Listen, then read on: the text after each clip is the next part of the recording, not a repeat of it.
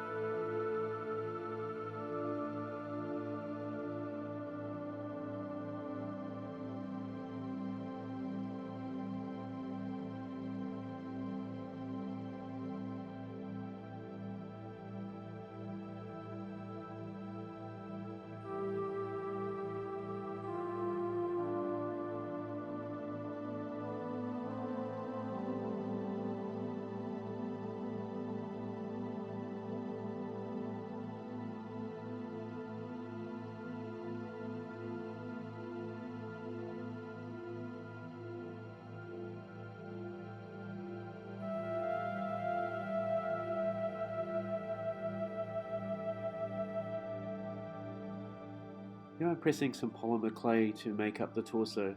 I'm not going to put a lot of detail on this piece. I'm going to add that later with other materials.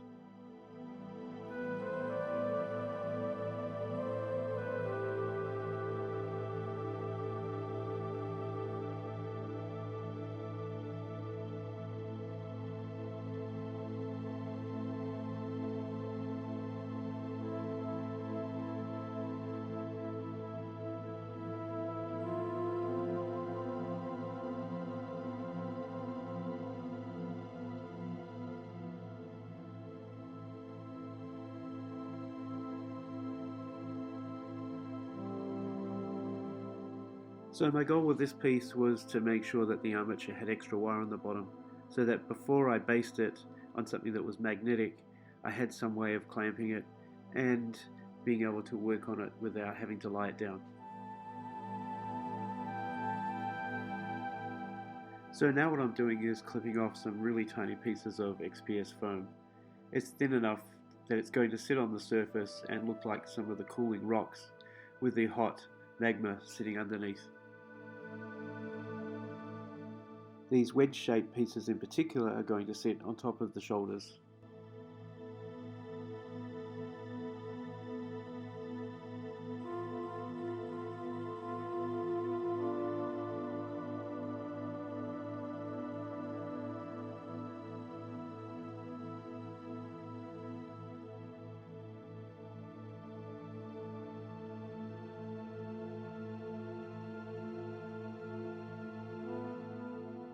I also stuck some of these wedges on his knuckles, but they were as long as the fingers and made it look like his hand was pointing in different directions. So later on I just snipped them off to be a lot shorter. And finally, on the top part of the section, I'm going to add this blocky structure that's going to become the head.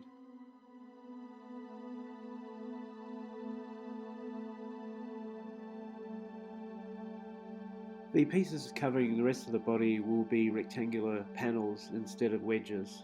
These will be different sizes and will be placed on as if to represent different muscle areas.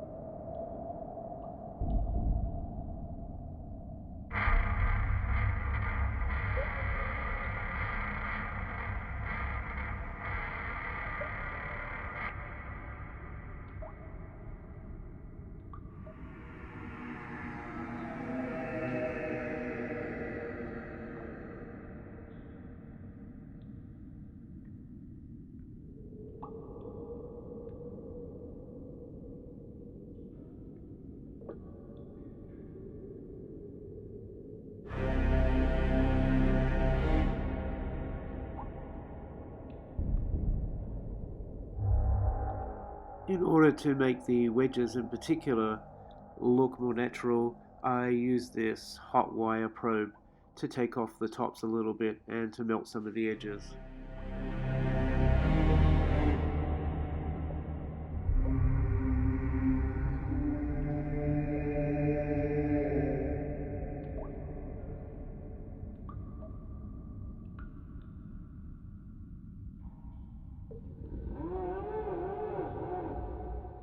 The probe also worked well on some of the larger flat areas that didn't wrap around.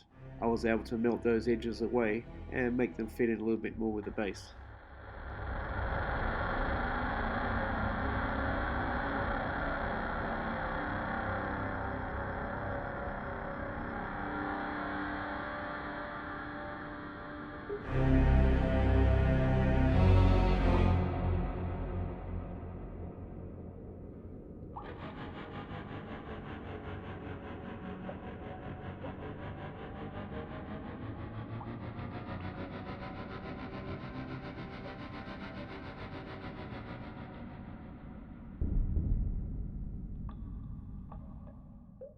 The base is going to be a washer, so from then on I can paint using something magnetic to hold it in place.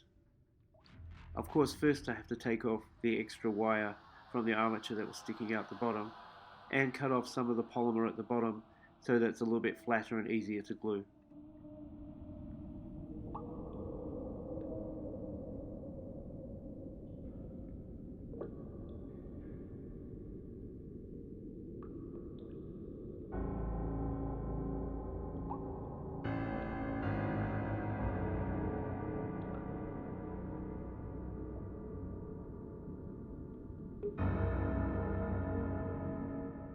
In case you're wondering why I didn't prep the base first, it's because I want the Magma Elemental to look like it's merged with and melding and coming up out of the ground.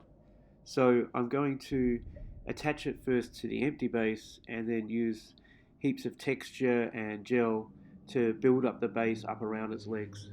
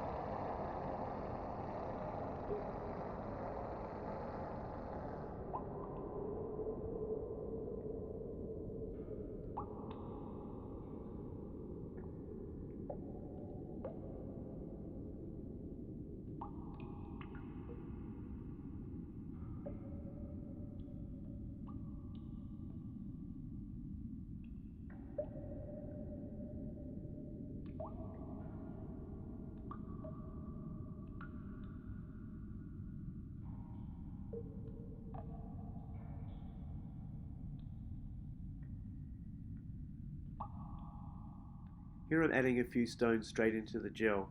By doing it now I don't need to glue them in later, and they'll be more interwoven with the rest of the material.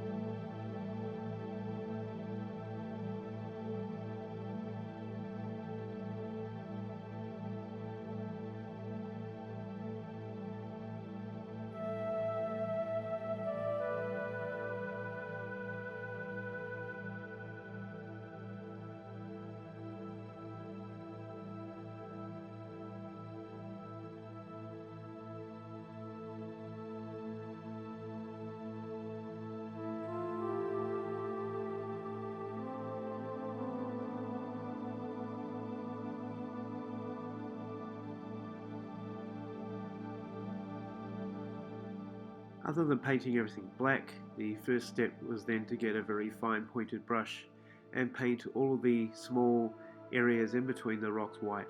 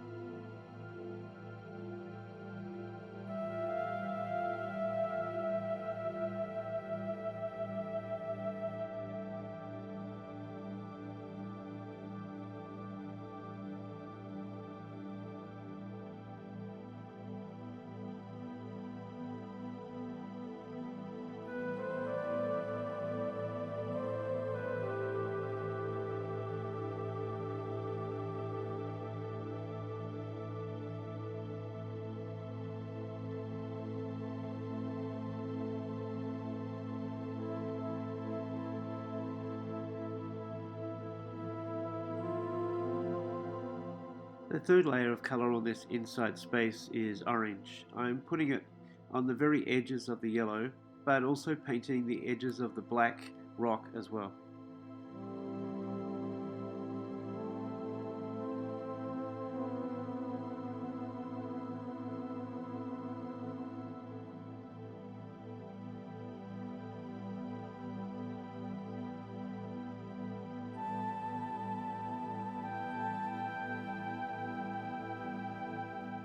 Finally, I use a deeper red to transition between the orange and the black, and I dab a little bit of the dark red over some of the black areas of rock as well.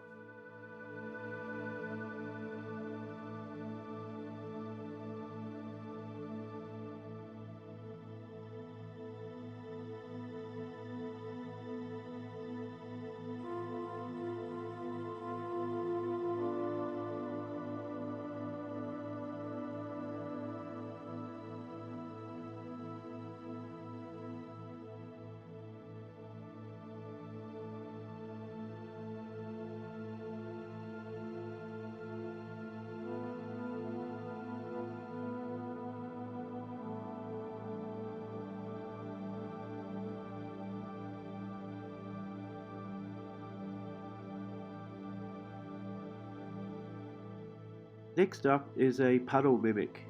A lot of dungeons don't have treasure chests lying around, but plenty of them are wet and have puddles. Imagine stepping over a puddle only to have it come alive and attack you. Here I'm creating the base out of polymer clay.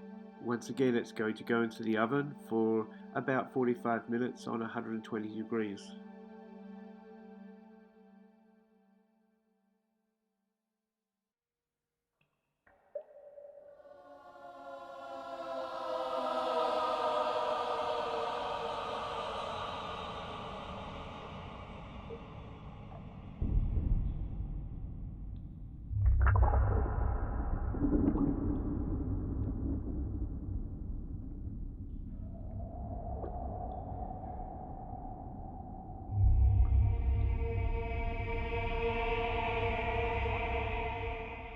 The first layer of water is just going to be made with hot glue.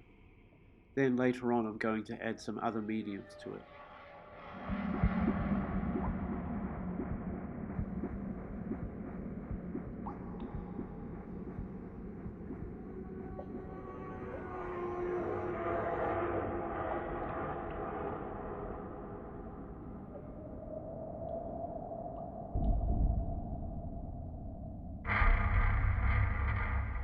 So this will be the third consecutive blob of glue that I've put on.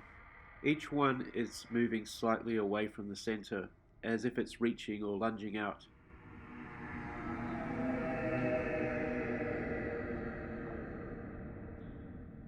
I'm going to use fabric glue to continue this water theme. I feel like it can stretch out a little bit more, as if it's tendrils or arms that are reaching towards its prey.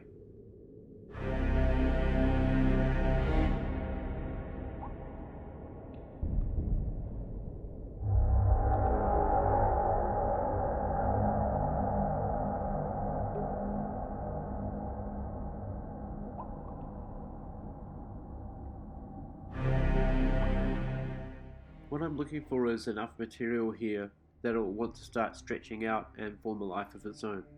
It's also going to dry and heal and become very elastic.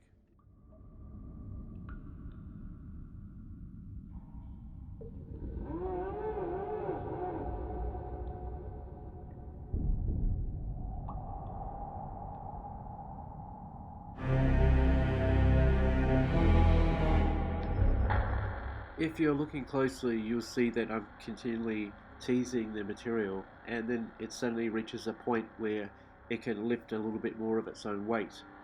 At this point, I stretch it out and I support it using an alligator clip to raise the structure about 3 centimeters above the rest of the model.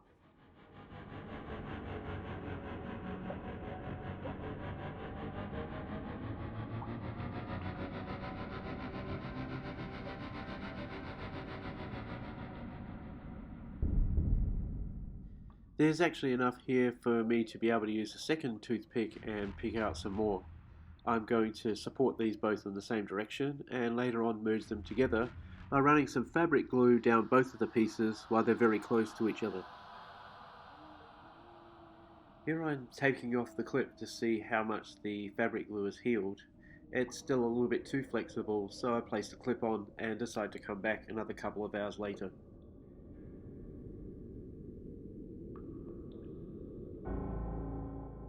The glue is as healed as it's ever going to get, so I clip it off using these small scissors.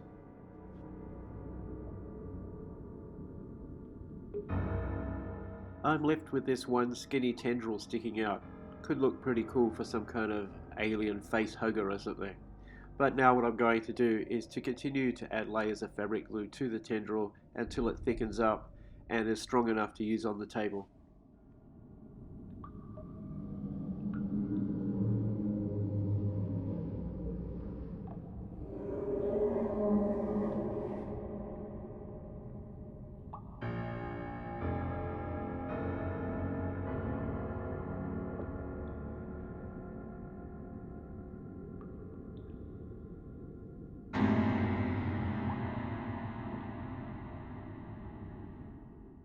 I then use some hot glue to thicken up the piece even more. Now that it has something to hold it and guide it, it will sit in the direction that I want it to go.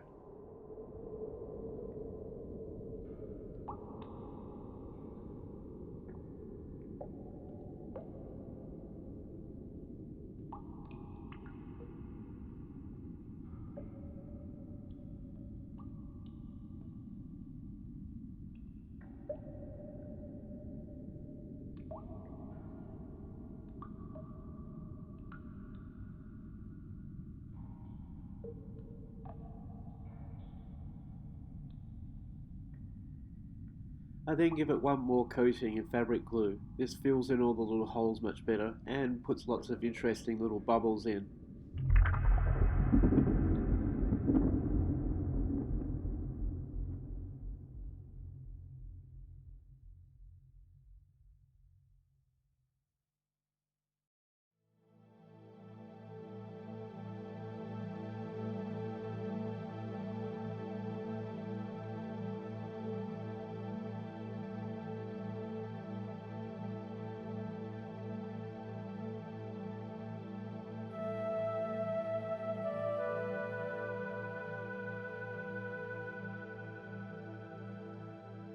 Thanks again for watching, and remember there's plenty more videos where I make different kinds of monsters in the back catalogue. Just check out the playlist.